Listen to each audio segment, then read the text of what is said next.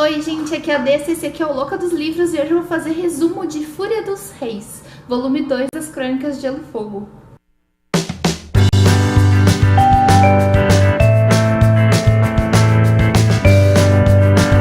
Baita calhamaço que eu reli esse ano e como prometida aqui estou eu com um segundo vídeo sobre o resumo das Crônicas de Gelo e Fogo, para quem tá com preguiça de reler e quer relembrar, ou para quem vai começar o terceiro e faz tempo que leu o segundo, ou não importando o seu motivo, se você quer ver o resumo sobre o segundo volume das Crônicas de Gelo e Fogo, aqui estamos nós e não vamos perder tempo, vamos lá, porque é bastante coisa para falar desse calhamaço. No prólogo, nós somos apresentados pelo núcleo do Stannis Baratheon, porque para quem não se lembra, Stannis é o irmão mais velho do Robert Baratheon, que era o rei de Westeros. O prólogo mostra então Stannis como um homem duro, que quase não sorri, muito rígido, sério, mas justo. E no prólogo nós vemos a visão do mestre de Pedra do Dragão, que é o mestre Crescent. O mestre não tá muito feliz com a situação lá, porque ele tá vendo que quem tá mandando nas coisas, digamos assim, é uma sacerdotisa vermelha, sacerdotisa de uma religião que preza o deus Hilor, que é o deus da luz. E ela é bem estranha, parece uma bruxa mesmo, ela toda de vermelho, olhos vermelhos, cabelo vermelho e roupa vermelha. E ela não sai da volta do Stannis. Também somos apresentados para Shireen, que é uma menina, uma criança, filha do Stannis e ainda tem toda aquela inocência da infância. Vemos a esposa do Stannis, que é a dona Selyse. E a senhora Selyse, ela, na verdade, é ela que é tão devota ao deus da luz. Vimos também Davos, que era um contrabandista, que hoje é mão do rei. Por que eu digo mão do rei? Porque o Stannis, se vocês se lembram, ele que na verdade é o herdeiro real, né? Porque já que os filhos do Robert não são seus filhos legítimos, seria passado pro irmão, que é o Stannis, então ele tá tentando ser o rei de Westeros e a mão dele é o Davos.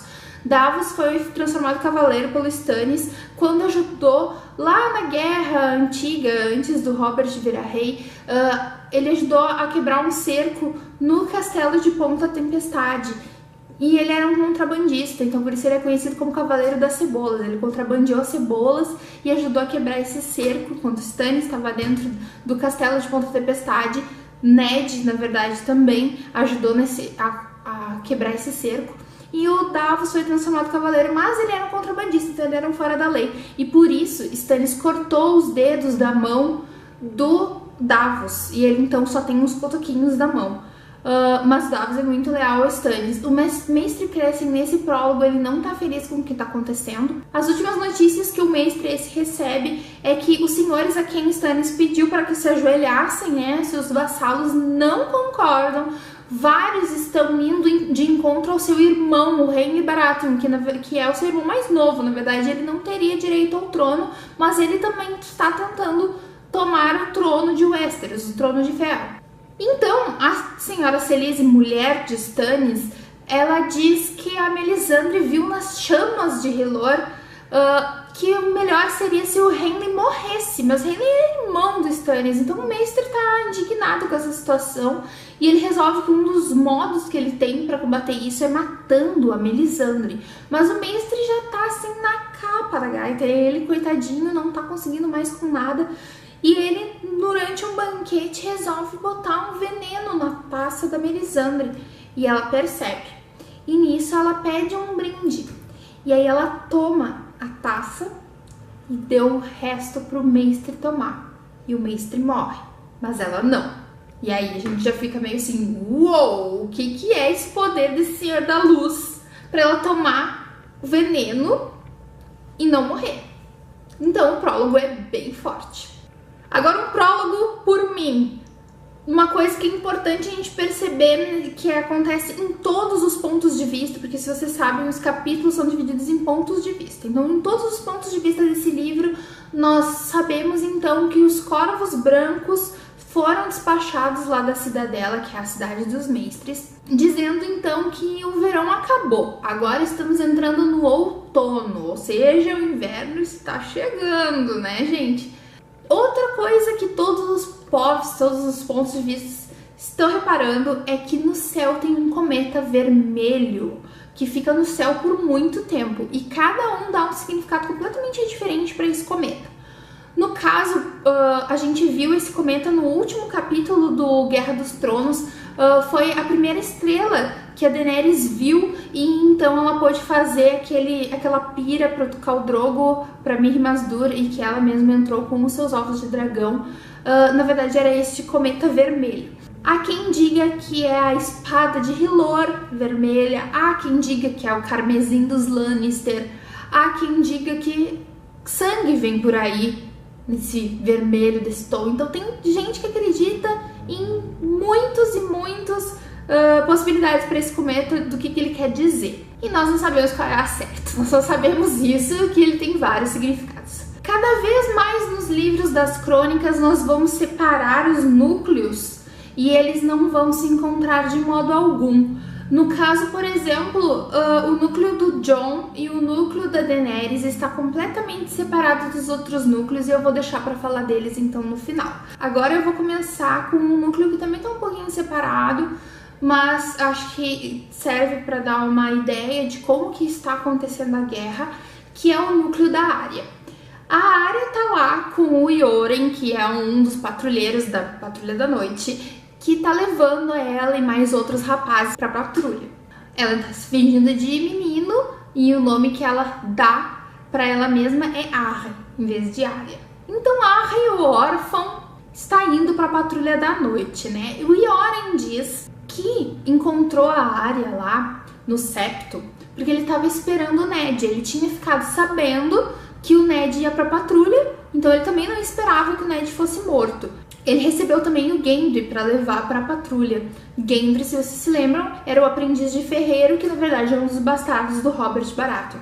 Então eles começam ali pela Estrada do Rei a subir em direção à patrulha, mas quanto mais se sobe, mais próximo do norte estão, mais guerra se vê. A Arya também não tem sossego dentro dos próprios colegas ali de patrulha, porque eles veem ela como uma coisa miúda, ficam zoando da cara dela, tentam pegar a agulha dela, ó, até bate um deles chamado Torta Quente, que nós vamos ver mais sobre ele adiante. E ninguém nem desconfia que ela na verdade é uma menina, então ela ainda tem que ficar se escondendo para poder fazer xixi, por exemplo.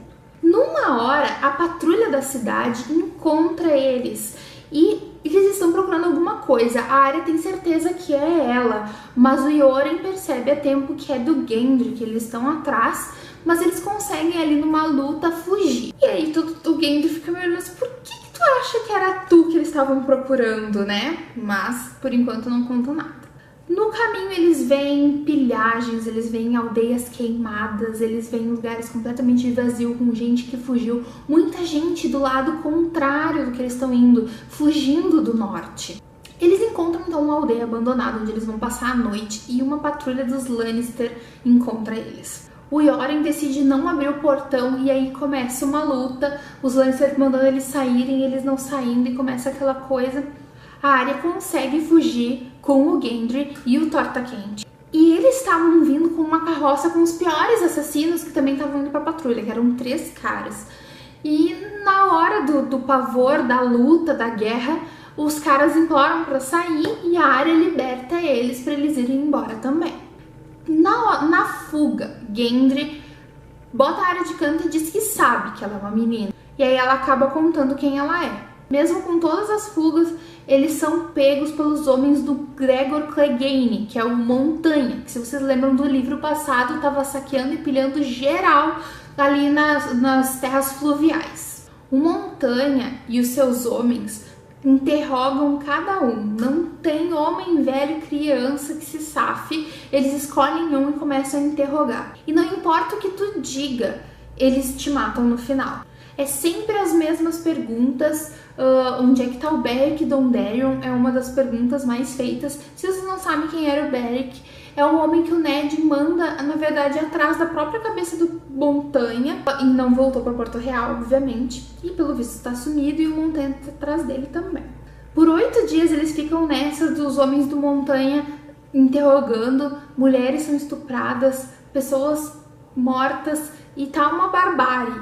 E eles são levados então para Harrenhal, que é um castelo ali nas terras fluviais. É um castelo enorme, só que abandonado, dizem que tem fantasma nele. Ele tem uma aparência muito horrível porque o dono de Harrenhal, antigamente, fez muros gigantes com medo dos dragões, e os dragões queimaram todas as torres de qualquer forma.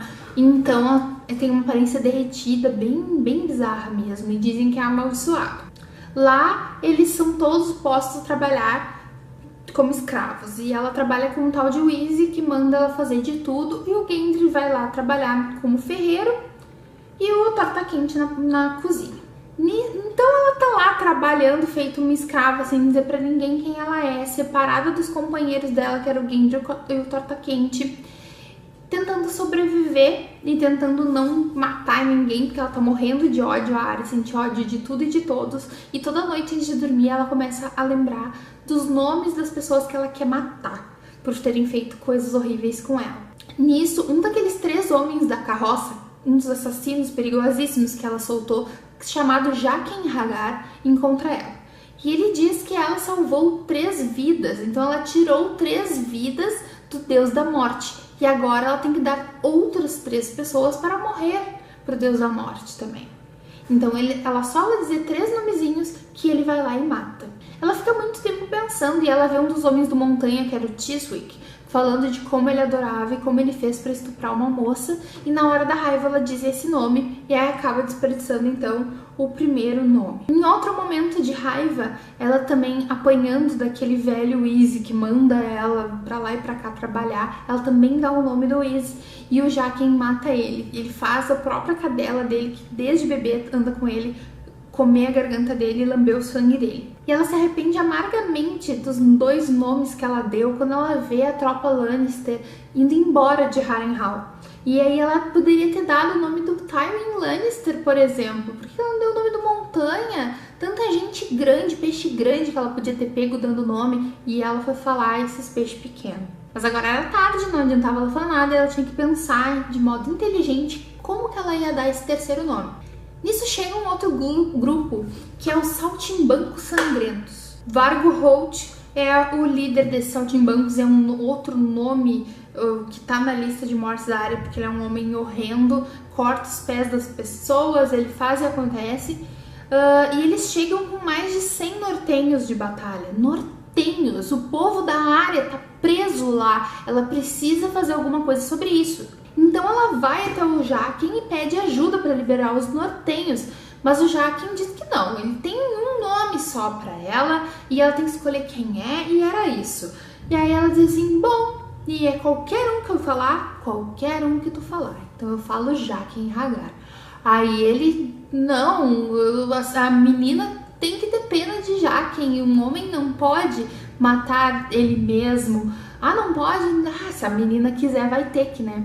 Então ele concorda em ajudar ela a liberar os nortenhos se ela mudar o nome, então não falar o nome do Jaqen. Nessa época, quando saem os Lannister, a tropa Lannister de Harrenhal, o líder, o castelão que fica responsável é o Amory Lord. Jaqen ajuda ela a libertar os nortenhos, pegando uma sopa da cozinha, jogando nos guardas, sopa quente, assim eles libertam, dá uma luta enorme, e aí ela percebe com uma visão um pouco infantil, ela não consegue, o próprio Jaqen diz, menina não sabe onde ela tá se metendo, não sabe a extensão das escolhas que ela toma, né? E na verdade esse Vargo Holt com 100 nortenhos já estava contra o Amory Lord. Então quando os nortenhos são libertados, dá uma luta geral e a tropa do Amory é morta, e Harrenhal fica nas mãos então de Vargo Holt, que não é uma pessoa melhor do que o Clegane era.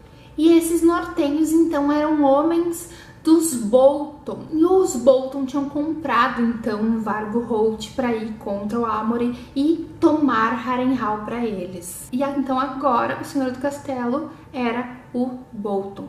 Quando o Bolton fica sabendo que a Arya foi responsável pela sopa que ajudou então a fuga dos nortenhos, ajudou ali na rebelião, ele chama ela para ser copeira em vez de ser uma simples faxineira. Por enquanto vamos parar com a Arya e vamos lá para Porto Real. É o dia do nome do Joffrey e tá rolando um torneio lá em Porto Real. E o torneio tá super sem graça com essa função de guerra, não tem muito cavaleiro, que nem era quando teve o torneio da mão. E o Joffrey tá entediado. Acontece que aparece esse cavaleiro Ser Dontos, podre de bêbado, e o Joffrey, querendo sair um pouco do tédio, quer que o Ser Dontos morra. Mas a Sansa, apavorada com essa possibilidade, consegue pensar super rápido e diz pra ele que Ser Dontos morrer é pouco pra uma criatura dessa. Ele tinha que se virar assim um bobo da corte. E aí o Joffrey, bem burro, bem manipulado, transforma o Dontos num bobo da corte. E assim ele é salvo pela Sansa. Nisso chega Tyrion e os seus selvagens em Porto Real. Ele mostra para o conselho uma carta do pai dele dizendo que ele então vai ficar no lugar de mão do rei. Cersei não fica muito feliz com o irmão no lugar da mão do rei. Ela pediu pelo pai e o pai não vinha, ela mandou o pai vir e ele não chegou, mas o Tyrion consegue convencer ela com a lábia ótima que ele tem, dizendo que era um modo de tentar controlar aquele sobrinho que era o Joffrey, né? Que não é controlável por ninguém, e ela, enfim, acaba aceitando. Eles ficam ali naquela conversa, que a lábia vai e vem, ela também não é burra, ela não confessa nada sobre a morte do Jon Arryn, mas ela até confessa que o vinho que o Robert Baratheon tomou antes de caçar o javali era bem mais forte do que ele costumava tomar. Mas o idiota percebeu que era mais forte e achava maravilhoso e continuou tomando porque quis. Quem serviu o vinho, se vocês não se lembram, era o Lancel Lannister, primo dela. Tyrion então vai até a taverna e assim descobrimos que a Shae veio com ele e o Varys arranja um esconderijo para deixar. O Tyrion já chega planejando e fazendo e acontecendo. Ele janta, por exemplo, com Janos Slynt, que é o capitão da patrulha da cidade, e ele manda o Janos Slynt para a patrulha da noite por ter ajudado a matar o Ned Stark, por ele ter aceitado ordens de um rei criança como o Joffrey, só com um aceno de cabeça, sem nem pensar em nada, né? E por ter matado os filhos bastardos do Robert, mesmo bebês, o Tyrion não se sente à vontade com esse cara lá, e aí ele manda ele pra Patrulha da Noite. E coloca daí no lugar um homem à sua escolha, né? Tyrion envia também um corvo para o príncipe Doran Martell, e esse príncipe é o príncipe de Dorne. E para ter então Dorne do seu lado nessa guerra, ele oferece o assassino de Elia Martell, que era irmã de Doran Martell, casada com Rhaegar Targaryen, ela que foi estuprada e morta quando houve o saque a Porto Real no fim da guerra. Então ele oferece o assassino a Doran, oferece uma cadeira no conselho e oferece o príncipe Tommen como protegido. Isso é o que ele está dizendo para o mestre Pycelle. Pro Mindinho, ele pede que ele vá falar com a Lysa Arryn por uma parceria do Vale do Arryn com a Porto Real, para que ela receber a Myrcella como protegida. Para cada um, para Varys, Pycelle e pro Mindinho, ele fala uma coisa para ver quem é que vai dar com a língua nos dentes. Ele também visita um alquimista que ele descobre que a Cersei mandou fazer muito fogo vivo. E ele descobre que já tem 10.000 frascos de fogo vivo para ficarem prontos para batalha, se houver uma batalha. E nisso também chegam exigências do Robb Stark. Então vamos ver um pouquinho do que está acontecendo lá nas terras fluviais, lá com os Starks e os nortenhos. O Robb manda um Frey, que na verdade ele é Frey Lannister, com uma mensagem de paz para a rainha, que na verdade eles sabem que não tem como eles aceitar. Como por exemplo ceder todas as terras acima do gargalo. Cersei nunca vai aceitar isso. E trocar as meninas Stark que estão em Porto Real por meia dúzia de primos, sendo que ela quer obviamente o Jaime Lannister. E o Robb, como o rei do norte, diz que só trocaria o Jaime pelo próprio Ned, que tá morto. Então Catelyn fica desesperada de saber, apesar de achar ele certo, de que ela não tem muitas possibilidades de ver as filhas, pelo menos não por troca. Peixe Negro, o tio da Catelyn, traz notícias de que em Rochedo Casterly estão fazendo um exército novo, e assim como em Harrenhal tá lá o Lannister, né, o Tywin Lannister se preparando, então eles estão ali no meio, né, então não é muito bom. Pode vir força Lannister de ambos os lados. eles precisam fazer alguma coisa sobre isso, e o único modo seria fazer uma parceria com quem tá mais ao sul, para então eles poderem pegar o timing de ambos os lados. Como que poderiam ter parceria no sul? Renly e Baratheon. E por isso a Catelyn então vai ao sul, vai lá para Campina falar com o Renly. Chegando lá, o Renly é praticamente uma criança, ele é bobo, ele é carismático, porém tu vê que ele não é um general, ele não é um rei. E a Catelyn acha ele muito ingênuo. E logo quando ela chega, Stannis está cercando Renly. A Catelyn tenta fazer uma intermediação entre o Renly e Stannis para ver se eles conseguem se acertar, mas nenhum dos dois se acertam porque ambos têm certeza que devem ser o rei, e então Stannis dá ao Renly só até o amanhecer para ele pensar bem o que ele quer fazer, senão depois é guerra. Irmão contra irmão. Mas o Renly não vai aceitar a proposta de Stannis e por isso ele se prepara para a batalha ao amanhecer. Não deixa que a Catelyn vá embora. Então lá em Porto Real, Tyrion já fica sabendo e conta para Cersei que o Renly e o Stannis vão se degladiar. E eles acham maravilhoso, né? Eles chegam até a se abraçar, Cersei abraçando Tyrion, de tão feliz que ficaram, achando que eles vão tudo se matar. Tyrion aproveita a felicidade da Cersei para tomarem um vinhozinho junto, que ele botou o laxante dentro da taça dela, e assim ele consegue ficar livre para decidir algumas coisas ali em Porto Real. Aproveitando a Cersei fora, Tyrion então manda o Cleos Frey de volta lá para Robb com a resposta aos seus termos de paz, os ossos do Ned como prova de boa fé para eles mandarem para o Winterfell, mas 4 pantomimeiros fantasiados ali de guardas para tentar libertar o Jaime ali por fora, né? No meio da conversa que ele tinha tido com a Cersei, ele descobriu então que a Cersei estava puta da cara com ele, sabendo que ele queria mandar a Myrcella para os Dorneses. E a única pessoa para quem ele disse isso foi para o Maestre Pycelle. Então ele já sabia quem era o fofoqueiro da rainha. Ele vai até o Maestre, surpreende o Maestre na cama com uma criada, vai com selvagens que atoram a barba dele, os cabelos dele, fazendo uma torturinha psicológica básica que faz com que ele confesse alguns crimezinhos, como por exemplo ajudar na morte do Robert e na de Jon Arryn, assim como pedir pro Aerys Targaryen abrir os portões pro Tywin Lannister. Ele, conselheiro do rei, pediu pro Aerys abrir pro inimigo, basicamente, os portões. O Mindinho fica puto da cara sabendo que o Tyrion enganou ele, mas são nossos do ofício, não é mesmo?